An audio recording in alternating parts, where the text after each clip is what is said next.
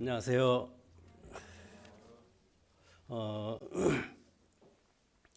저희 아버지가 1934년생이시거든요.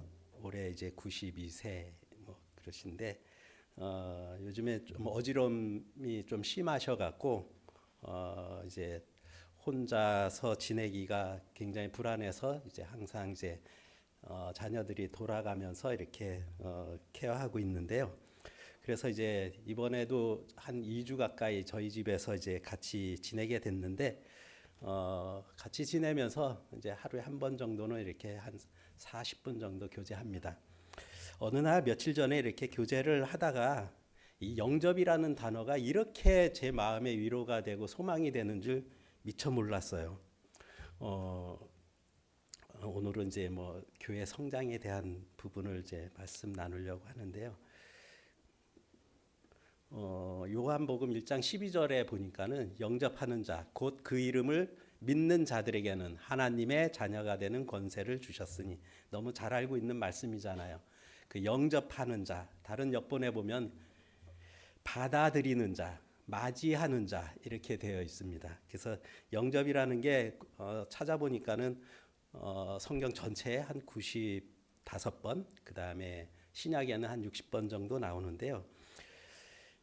영접하는 것이 뭐냐면 그 이름을 믿는 거죠. 그러면 하나님의 자녀가 되는 권세를 주셨다고 말씀합니다.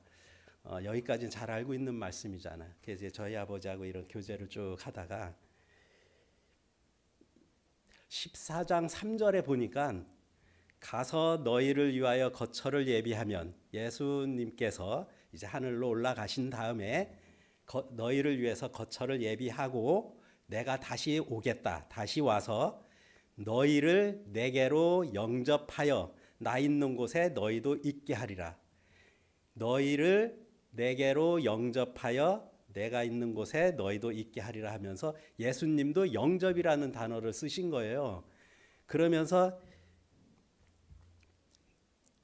먼저 예수님을 영접하는 자를 주님은 기억하셨다가 훗날 주님이 다시 오실 때 당신을 영접한 사람을 위해서 영접하시겠다는 거예요.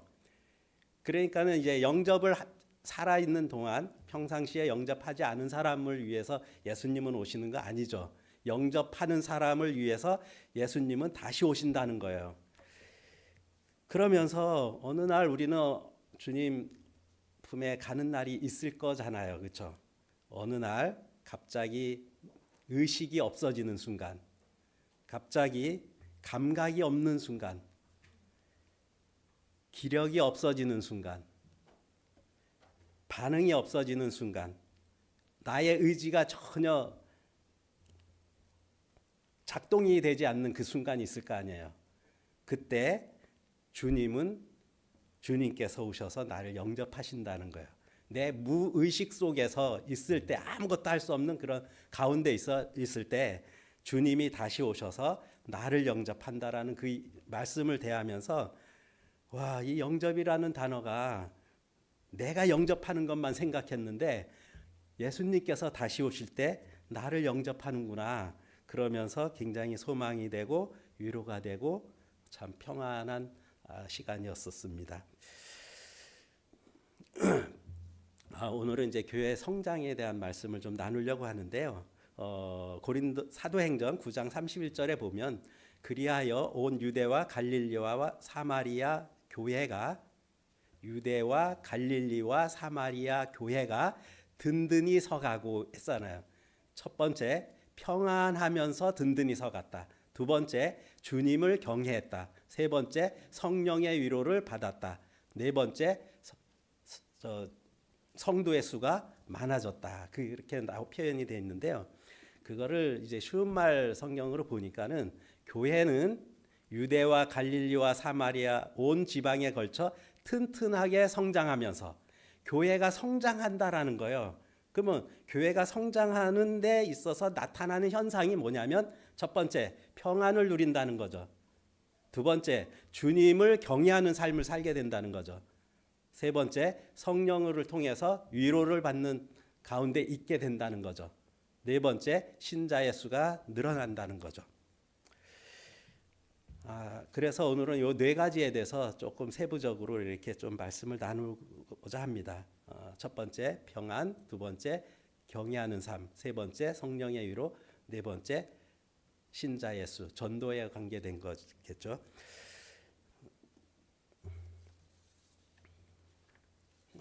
평안한 삶, 평안의 삶을 누리는 것은 요한복음 14장 27절에 보니까 평안을 너희에게 끼치노니 곧 나의 평안을 너희에게 주노라. 내가 너희에게 주는 것은 세상이 주는 것과 같지 아니하니라. 이 평안은 누구에게 있냐면 예수 그리스도께 있는 거죠. 예수님의 안에 있는 평안을 우리에게 준다는 거예요. 우리는 평안을 찾기 위해서 예수님 말고 다른 곳에서 이제 평안을 찾으려고 하는데 예수님은 나의 평안을 너에게 준다. 그 평안은 세상에 주는 것과 같지 않다. 그러니까 그 당시에 초대교회 때 당시에 그들이 평안의 삶을 누린 것은 예수 그리스도로 말미암는 평안이었죠. 베드로후서 1장 2절에 보니까 현대 성경입니다. 여러분 하나님의 은혜와 평안을 더욱더 받기를 원합니까? 정말 우리가 평안을 받기를 원하잖아요. 평안을 더욱 많기를 원합니까? 더욱 넘치기를 원합니까? 다른 여건에 이렇게 되어 있습니다. 그렇다면 하나님과 예수 그리스도를 더 깊이 배우십시오. 평안한 삶은 예수 그리스도를 더욱 배울 때 나타나는 현상이라는 거죠. 그렇다면 예수님, 다른 여건에는 하나님과 아버지 하나님과 예수 그리스도, 그 다음에 아는 지식을 통해서 은혜와 평안을 얻게 된다라고 되어 있습니다. 그래서 하나님과 우리 주 예수 그리스도를 더 깊이 아는 지식을 통하여 더 깊이 알므로써 은혜와 평안이 더욱 풍성하게 넘쳐납니다. 베드로후서 3장 18절의 마지막 절인데요. 오직 영적으로 성장하여 우리 주님이시며 구세주이신 예수 그리스도를 매일 더 깊이 아는 자라가는 사람이 되십시오 하면서 마무리를 그렇게 하거든요. 이 베드로가 영적으로 성장하는 것이 뭐냐면 우리의 주님이시며 우리의 주인이시죠. 구세주이신 예수 그리스도를 매일매일 더 깊이 아는 사람이 되어갈 때 우리는 영적으로 성장하고 은혜와 평안을 누릴 수 있다고 말씀하고 있습니다. 예수 그리스도를 더 깊이 알아갈 때 하나님의 은혜와 평안이 우리 안에 넘치고 우리는 영적으로 성장하게 됩니다. 디모데후서 1장 12절에 보니까 쉬운 성경입니다. 내가 복음을 전하는 일 때문에, 다른 성경에 보면 내가 감옥에서 고난을 받고 있을 때 이런 거거든요. 감옥에 있을 때 복음을 전하다 감옥에 갇혔죠. 복음을 전하는 일 때문에 고난을 받지만 이에 대해 조금 더 부끄러워하지 않습니다. 이유는 뭐냐면 그것은 내가 지금까지 믿어온 한 분, 예수 그리스도를 잘 알고 있기 때문입니다. 다른 역본에는 어떤 분인지를 내가 잘 알고 있다 이렇게 표현되어 있더라고요. 사도 바울이 복음을 전하는 일에 감옥에 갇혀서 고난을 받고 있는 거 부끄럽지 않다. 그 이유는 내가 지금까지 믿어온 분 예수 그리스도를 너무 잘 알고 있기 때문이다. 전 이 말씀을 대하면서 야, 이분은 얼마나 예수님을 잘 알고 있기 때문에 감히 이런 말을 할 수 있었을까? 저는 이런 말을 감히 할 수가 없을 것 같아요. 나는 예수 그리스도를 너무 잘 알아 이렇게 표현할 수 없겠더라고요. 그러니까 그분들이 왜 이렇게 평안한 삶을 살고 그렇게 막 핍박이 와도 주님을 놓지 않은 이유 중에 하나는 예수님을 너무 잘 알고 있었던 거죠. 나는 내가 믿고 의지하는 예수님이 어떤 분인지를 잘 알고 있다고 과연 말할 수 있을까? 이런 생각이 들었습니다. 자, 두 번째입니다. 주님을 경외하는 삶. 시편 130편에 보니까요. 주여 주께서 우리의 죄악을 낱낱이 다 헤아리신다면, 우리의 죄악을 낱낱이 다 살피신다면 누군들 감히 주님 앞에 설 수 있겠습니까?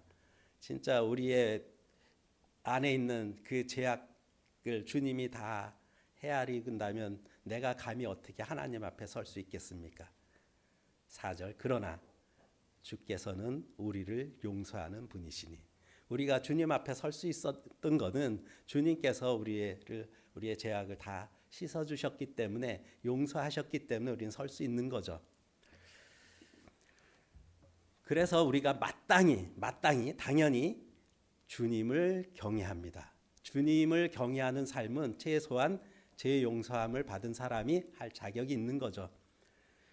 주여, 내가 애타게 주님을 바라고 내 영혼이 간절하게 주님을 기다립니다. 나는 내 모든 소망을 오직 주님의 말씀 위에 두고 있습니다. 나는 오직 소망을 주님께만 두고 있습니다. 파수꾼이 아침 오기를 기다리는 것보다 내 영혼이 더욱더 주님을 기다립니다. 우리가 제사함을 받았을 때 나타나는 어떤 그 마음이 주님을 경외하게 되죠. 주님을 기다리죠. 바라보게 되고, 그 다음에 주님께만 소망을 두고 살아가게 되죠. 그래서 교회가 성장하는 면서 나타나는 현상 두 번째는 주님을 경외하는 삶.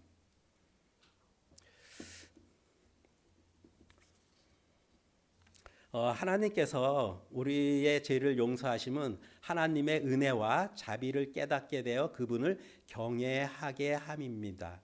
하나님께서는 제사함을 받은 자녀들에 의해서 예배를 받으며 섬김을 받으시려는 것입니다. 그래서 용서하심을 받는 일은 하나님의 경외하는 일과 밀접한 관계가 있습니다. 우리는 제사함 구원 받았는데 하나님을 경외하는 삶을 살지 않는다면 주님이 기뻐하는 삶은 아니겠죠.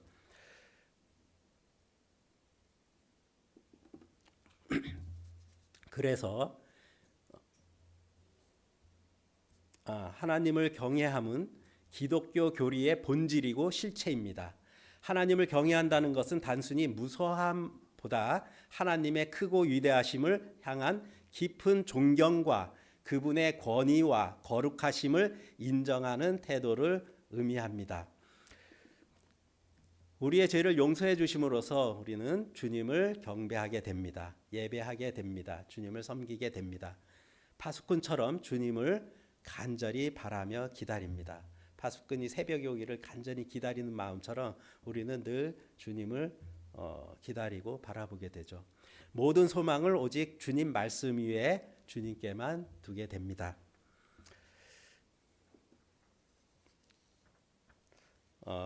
그래서 죄 용서, 죄 사함에 대한 부분을 조금 생각해 봤습니다. 예수님께서 우리 죄를 용서할 때 억지로 했을까요? 마지못해서 했을까요? 어쩔 수 없이 했을까요? 주님은 십자가의 고난을 자원하셨다고 합니다.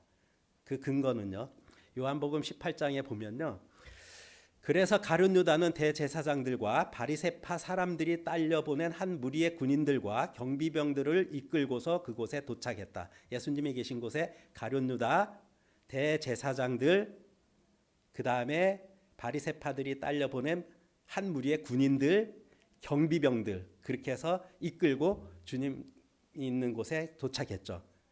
그들은 또 그들 무리는 횃불도 들고 등불도 갖고 또 무기를 들고 있었죠. 그리고 이제 주님 앞에 왔죠. 4절입니다. 그래서 예수님께서는 자신에게 닥쳐올 일을 다 아셨죠. 아시고는 앞으로 걸어가 나가서 물으셨습니다. 그들이 찾기 전에 예수님은 다 아시고 그들 앞에 나가서 당신들은 지금 누구를 찾고 있어? 라고 하죠. 주님이 만약에 억지로 했다면 다 알고 피했을 거예요. 근데 예수님이 먼저 가셔서 당신들은 지금 누구를 찾고 있느냐고 묻습니다. 그들이 대답했죠. 나사렛 사람 예수요. 예수님께서 그들에게 말씀하셨습니다. 내가 바로 그 사람이요. 또 예수님께서 내가 바로 그 사람이요 라고 말씀하시자 왔던 그들은 그 말씀에 놀라 뒤로 물러나며 땅바닥에 넘어졌대요. 대부분 이렇게 오진 않잖아요. 다 도망가려고 하는데 예수님은 당당했던 거죠. 그러니까 그들은 놀래서 물러나면서 땅바닥에 넘어졌대요.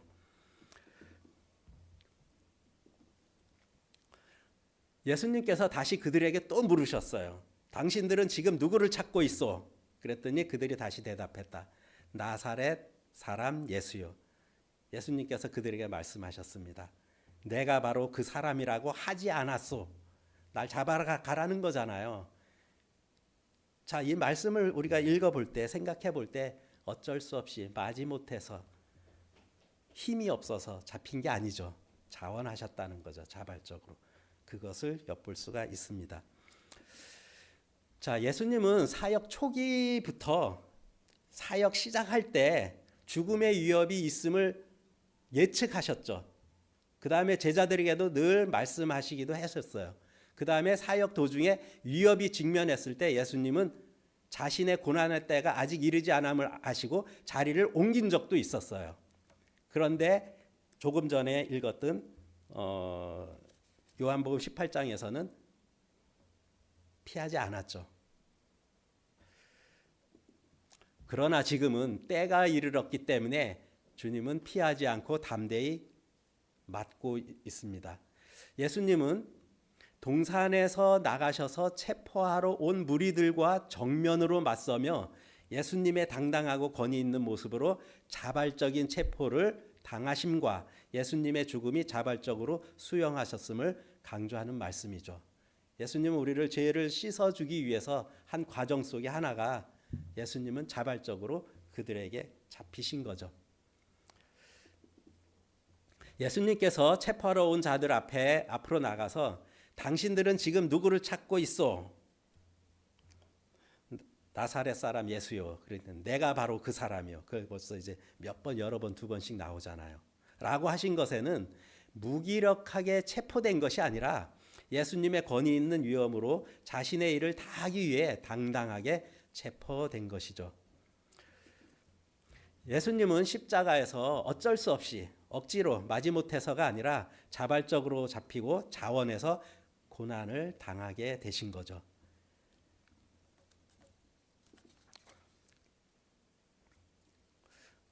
폴 워셔라는 분이 이제 복음이라는 책을 쓰셨는데요. 거기에 보면 이제 십자가의 의미라는 내용이 나옵니다. 그 내용을 소개하려고 합니다. 이 폴 워셔는 지금 살아있는 분이거든요.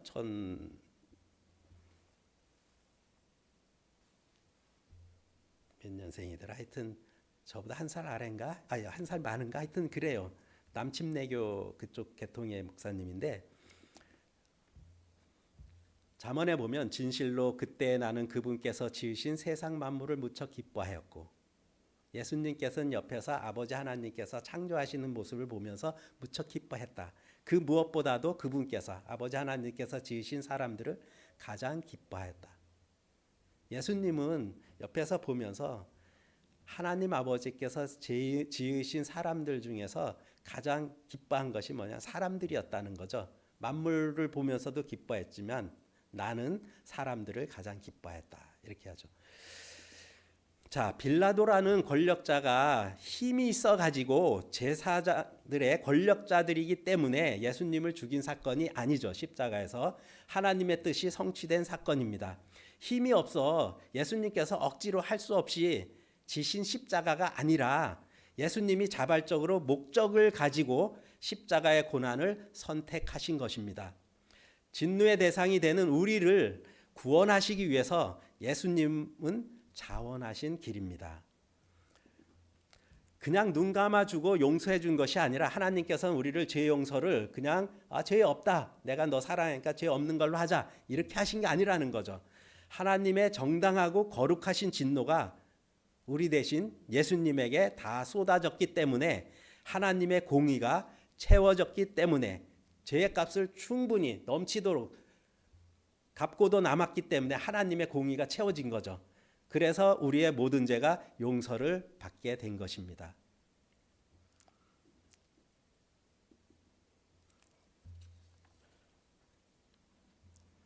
찰스 스펄전은 예수님께서 우리의 죄값을 지불한 것은 할부가 아니라 일시불로 완불되었다라고 이렇게 표현하더라고요. 할부가 아니죠. 할부면 매일 용서해달라고 빌어야 되잖아. 근데 2000년 전에 십자가에서 일시불로 완납하셨다라고 이제 표현하더라고요. 너무 굉장히 은혜가 되었습니다. 하나님은 진노의 불, 곧 산들과 쇠붙이를 불 앞에 양초처럼 녹여 비탈로 쏟아지는 물처럼 만들고는 남을 만한 맹렬한 불로 십자가에 매달린 그리스도를 태워 버리셨습니다.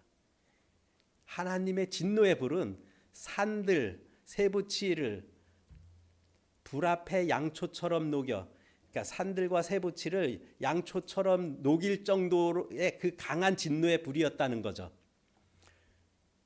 그것을 물처럼 만들고도 남을 만한 맹렬한 불로 하나님의 진노는 십자가에 매달린 그리스도를 그렇게 태워 버리셨습니다.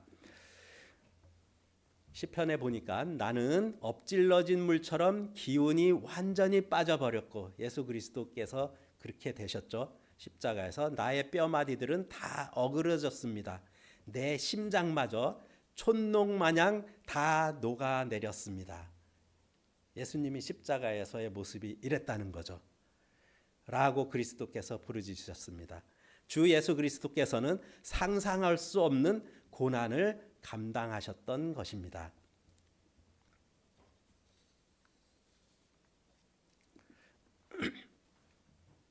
제9시에 예수께서 크게 소리 지르시되 엘리 엘리 라마 사박다니 하시니, 이를 번역하면 나의 하나님 나의 하나님 어찌하여 나를 버리셨나이까 하는 뜻이라.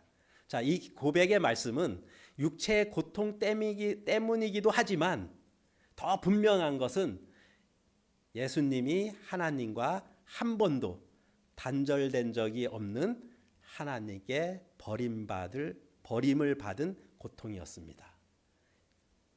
우리는 십자가 그러면 예수님의 육체의 고통에 보통 포인트를 많이 두는데, 더 예수님은 더 고통스러웠던 건 처음부터 원래부터 하나님과 한 번도 떨어지지 않았었는데 십자가에서 하나님은 외면하셨죠.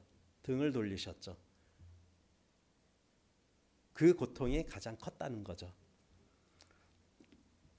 십자가는 자비를 베푸는 곳이 아니라 하나님의 엄중한 심판이 행해지는 자리입니다.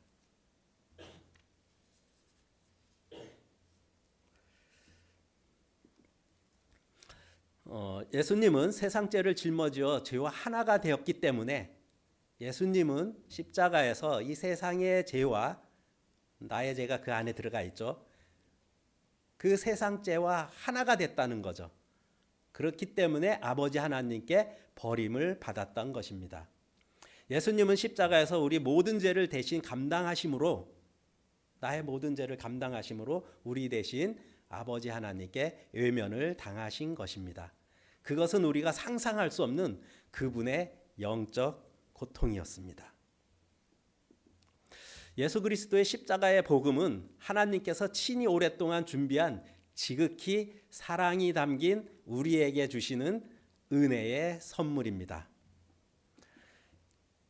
예수님 스스로가 세상 죄를 위해 죽으신 어린 양이 되셨습니다. 세상 죄를 짊어지신 예수님은 우리 대신 철저하게 하나님으로부터 저주와 진노와 버림을 받으신 것, 그것이 바로 십자가의 의미입니다. 이것이 하나님과 그분 아들 예수 그리스도의 복음입니다. 이 시대에 이렇게 복음 전하시는 분 보면서 좀 깜짝 놀랐어요. 와, 되게 이걸 보면서 굉장히 좀 감격했습니다.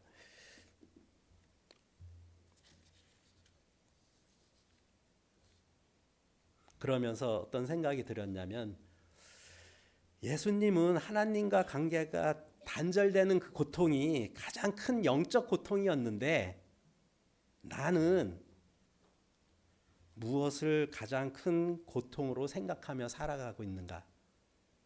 신변의 위태로움인가? 하나님에 대한 무감각함인가? 이런 생각이 들었습니다. 예수님은 하나님을 향하여 진짜 이렇게 끊어지는, 단절되는 그 고통을 가장 크게 고통스러웠는데, 오늘 하루를 살면서 하나님을 향해서 무감각하게 사는 내 모습이 정말 뭘 볼 때 나는 그렇게 고통스러워한 적이 있었는가, 고통스러워하면서 살아가는가, 이런 생각이 듭니다. 그 다음에 이제 세 번째, 성령의 위로.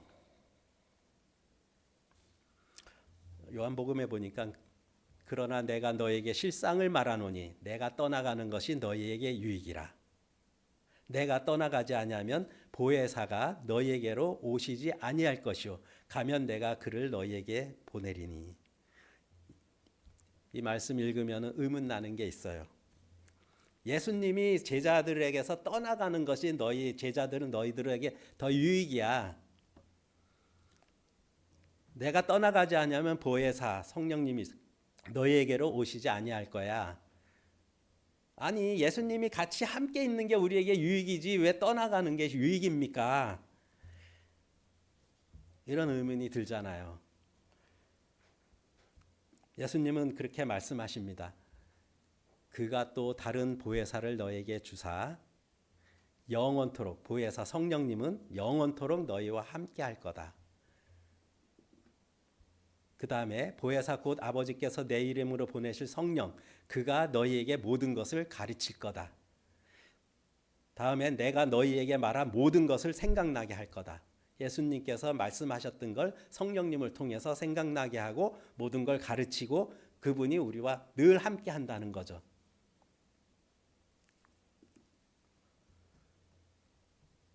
진리의 성령이 오시면 그가 너희를 모든 진리 가운데로 우리를 인도하신다는 거예요. 성령님께서 진리 가운데로 하나님께로 인도하신다는 거죠. 그가 스스로 말하지 않고 오직 들은 것을 말하며 또한 장래일을 너희에게 알리리라.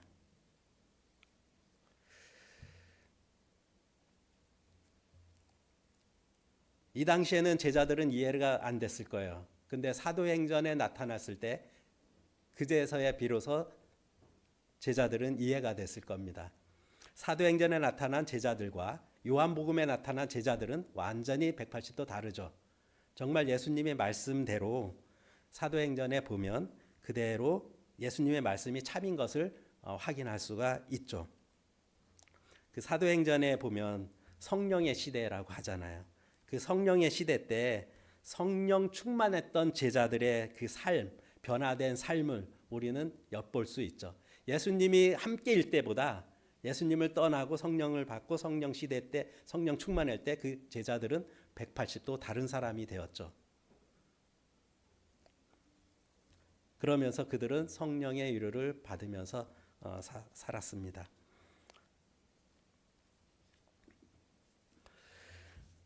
제임스 패커라는 분이 있는데요.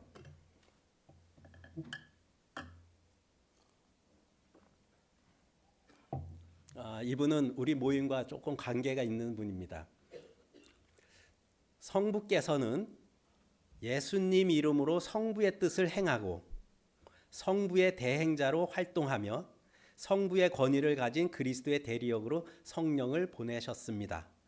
성부, 아버지 하나님은 예수님 이름으로 성부의 뜻을 행하게 했고 성부의 대행자로 활동하고 성부의 권위를 가진 그리스도의 대리역으로 성령을 보내셨습니다. 성령은 성부뿐 아니라 성자에 의해서도 보냄을 받았습니다. 성령은 아버지 하나님이 보내시기도 했고 아들 하나님이 보내신 분이죠. 성자인 예수님은 아버지 이름으로 오셔서 아버지의 대리인으로 활동하시고 아버지의 말씀을 전하셨으며 아버지의 일을 하시고 자신을 사자로 보내신 하나님을 처음부터 끝까지 증언하셨습니다. 성부 역할, 성자 역할, 요걸 이제 소개합니다. 성령은 예수님의 이름으로 세상에 오셔서 영원토록 우리와 함께 하시며 예수님 대신 보혜사 사역을 대신하러 오셨고 증인으로 활동하십니다. 보혜사 그리스도의 사역이 중요했기에 보혜사 성령의 사역도 역시 중요합니다. 예수님의 사역이 중요한 것처럼 성령님의 사역도 굉장히 중요하다는 거죠. 그러나 오늘날의 교회를 살펴보면 삼위일체의 제2위 성자와 제3위 성령에 대한 가르침이 얼마나 다르게 취급되고 있는지를 알 수 있습니다. 그리스도의 유격과 사역은 교회 내에서 계속해서 관심을 갖는 것에 반해 성령의 유격과 사역은 대부분 무시되거나 관심을 가지지 않습니다. 저는 이 글을 보면서 제 과거의 삶이 그랬던 거예요. 예수 그리스도는 잘 알았는데 성령님은 잘 몰랐어요. 누구하고 얘기 나눌 때 예수님은 하지만 성령님은 한 적은 별로 없었던 것 같아요. 우리 모임을 오면서 성령님에 대해서 관심을 갖게 되었었습니다.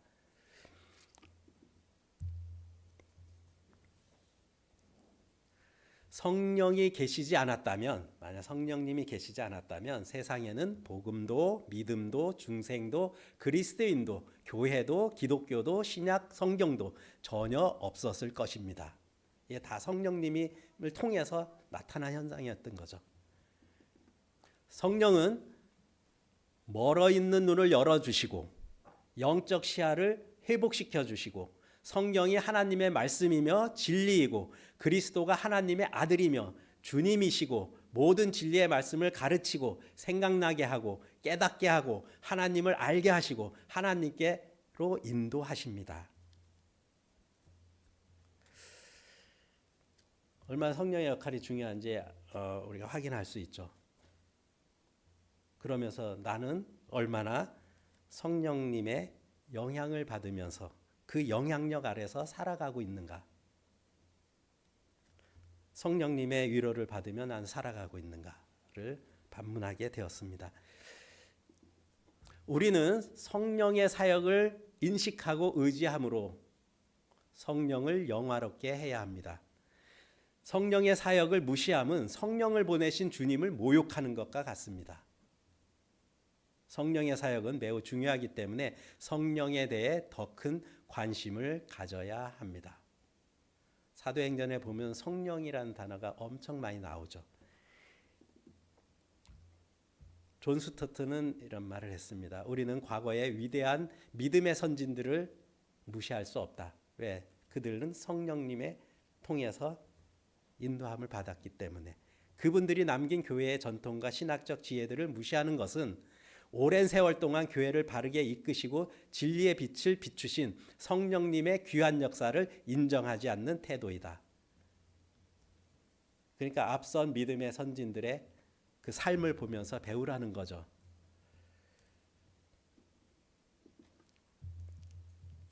자, 이제 네 번째입니다. 신자의 수가 증가된다. 교회 성장은 신자의 수가 늘어나야죠. 그래서 이제 마가복음에 보니까 너희는 온 천하에 다니며 만민에게 복음을 전파하라. 누가복음에 보니까 또 그의 이름으로 제사함을 받게 하는 회개가 예루살렘에서 시작하여 모든 족속에게 전파될 것이 기록되었으니 너희는 이 모든 일의 증인이라. 오직 성령이 너희에게 임하시면 너희가 권능을 받고 예루살렘과 온 유대와 사마리아와 땅끝까지 이르러 내 증인이 되리라 하시니라. 이 말씀 보면 부담되죠. 이 전도는 참 선한 부담감을 항상 갖게 하는 것 같습니다. 형제 자매님들은 신앙생활하면서 슬럼프에 빠져본 적 있나요? 심신이 지쳐갖고 나 다 이제 필요 없다 이런 적이 있었나요? 신앙의 암흑기, 신앙의 방황기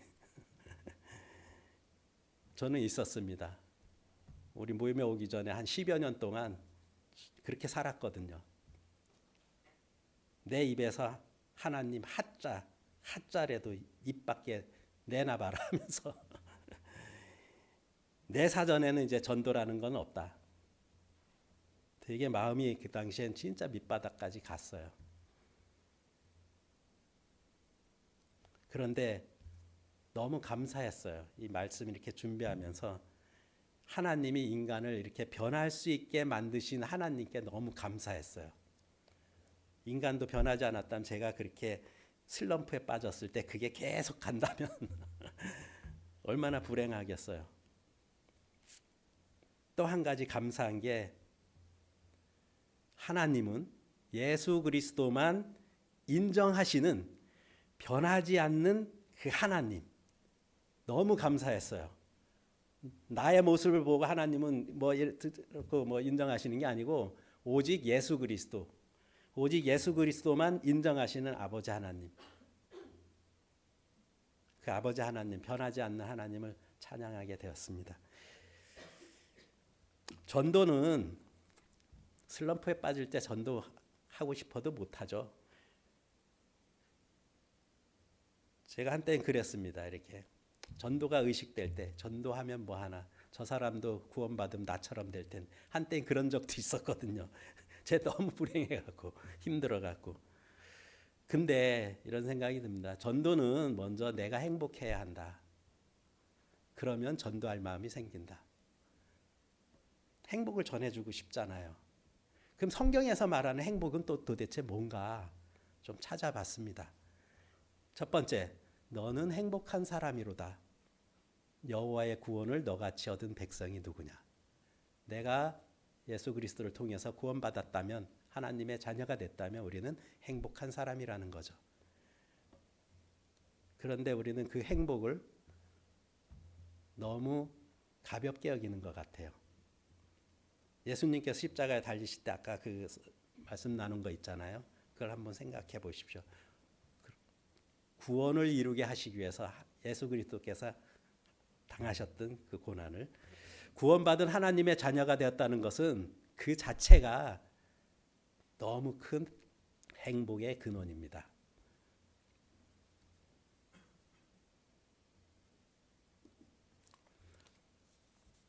두 번째요. 시편에 보니까 복 있는 사람은, 행복한 사람은 오직 여호와의 율법을 즐거워하여 그의 율법을 주야로 묵상하는 사람이다.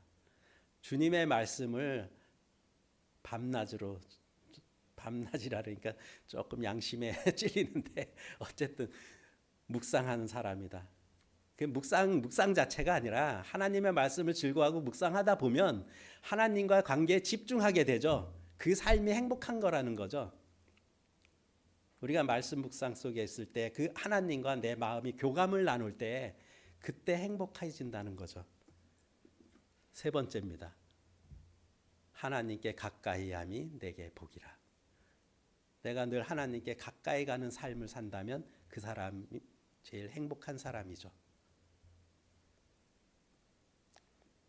창세기에 보면 내가 너의 지극히 큰 상급이다 이렇게 돼 있거든요. 여호와 하나님이 우리의 가장 큰 상급이라는 거야. 하나님 자체가.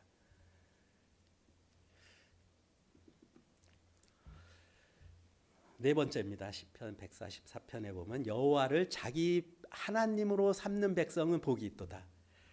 여호와를 내 하나님으로 삼는 사람은 복이 있다는 거죠. 하나님을 나의 하나님으로 모시고 하나님을 나의 주권자로, 나의 주인으로 인정하며 그분을 삶의 중심으로 모시는 사람이 행복이라는 거죠.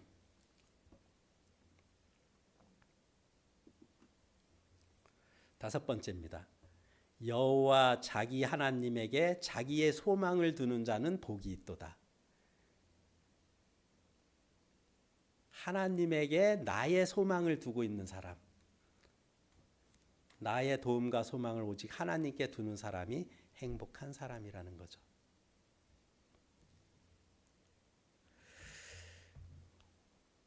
우리가 행복해지면 전도하게 되죠.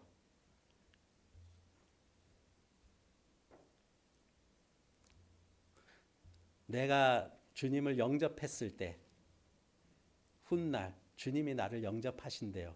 얼마나 행복한 사람입니까?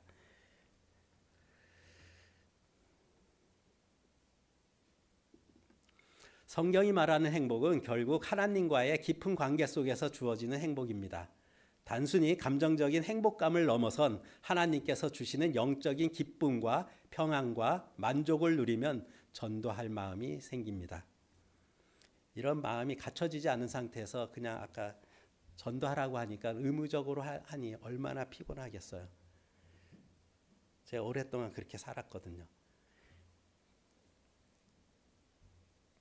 구원받은 사람은 행복한 사람이다. 묵상을 통해서 주님과 교감 나눈 사람은 행복한 사람이다. 하나님과 늘 가까이 하는 사람이 행복한 사람이다. 하나님을 나의 주인으로 여기면서 주님을 삶의 중심으로 두고 사는 사람은 행복한 사람이다. 주님만 나의 소망으로 두고 사는 사람은 행복한 사람이다.